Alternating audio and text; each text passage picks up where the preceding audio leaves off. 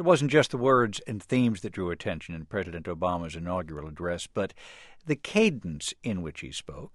Linguist and cultural observer John McWhorter joins us now from our studios in New York. John, thanks very much for being with us. Thank you for having me, Scott. And you wrote in the New Republic, you were exhilarated by President Obama's speech, in large part because of the cadence.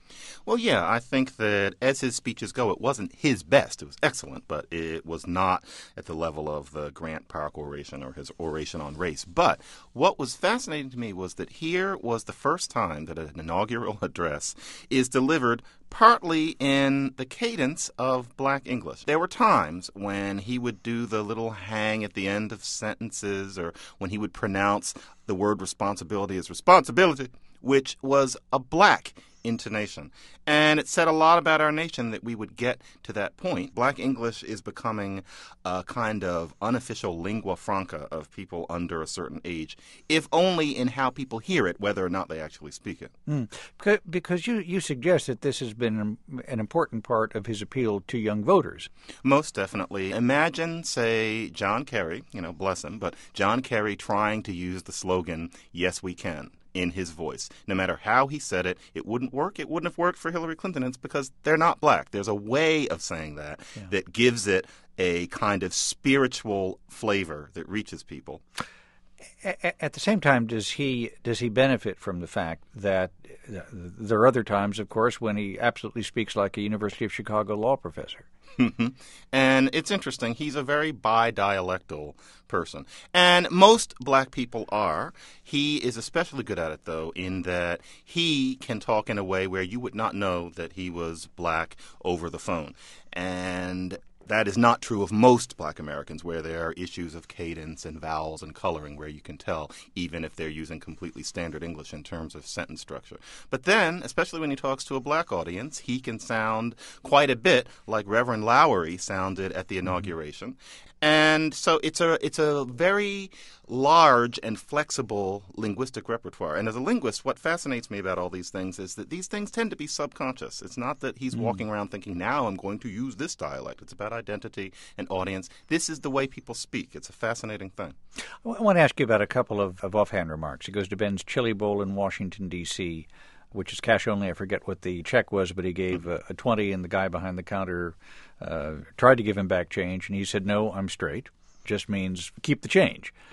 We happen to have the same favorite restaurant in Chicago, and the staff there talks about how he goes in.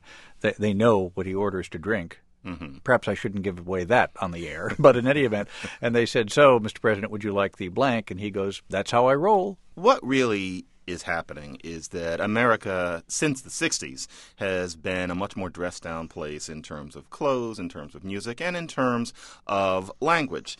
And we could say that the first president who grew up under that new regime was Clinton, and then after him we had George Bush. Both of them used colloquialisms too, but I think that we tended to process them as Southern, as maybe hillbilly or Texan or something like that. Barack Obama is somebody who grew up under the new regime, and he'll be using colloquialisms in public more than, say, Warren Harding or Abraham Lincoln would have, except we won't think of him as being Southern. He's either mainstream, in which case we will remark that the president is talking like a real person, or Black, in which case we'll notice that the president is sounding very slightly street or church.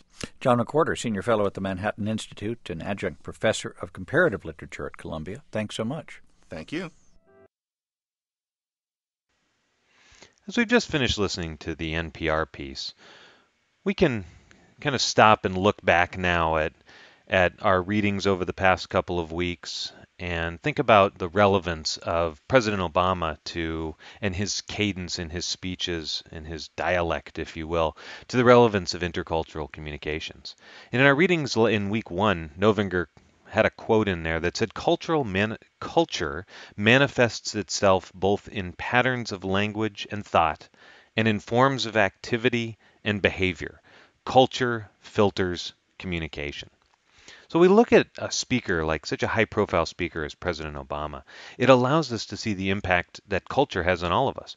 President Obama slides back and forth between the dialect of Black English and white English, if you will, or non-Black English, and he moves between these very quickly and very easily. And he's a very polished and well-groomed speaker. So what are the chances that we do in our daily lives, that we move back and forth? And I was challenged by this topic to think about the ways in which I communicate in the different cultures that I'm part of. I'm at home, at work, community service organizations I'm involved in, school, even school here. And when I communicate, do I put on a dialect, or is it something that's natural? Do I slide back and forth between dialects? I'm sure that I do. And or is it something that's forced? And in Tiffany's post in week 2, she mentioned that one of her senior managers tries to bring some hip hop into the atmosphere when she's around. And it got me thinking about forcing of dialects, and do I do that? And I certainly hope I don't. But I'm going to keep watch over myself and see if I do that, and hopefully I'll find that I don't force things. But there may be dialects that I slide into because it's just normal part of my culture. And hopefully this helps us each to communicate across cultures better, or at least to not offend people in any way. And I did happen to actually come up with the fact that I do, as I was thinking about this, I do slide between the Canadian dialect and the US, the States dialect, because my culture is from Canada. Much of my being raised was in the Canadian culture. So I am by dialectal. I do slide into that Canadian dialect and slide back out whenever I speak to somebody that has that. So these are the things that I challenge you to think about this week. Is, do you switch dialects depending on the culture that you're in, that you're speaking with? Do you do it at home or at work, or is it other places also? Do you have a sports thing that you go work on, or things like that?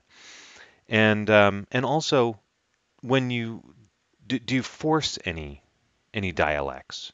Is there any chance of offending anybody, or is it normal? Is it something that just happens to you? So I look forward to your comments this week.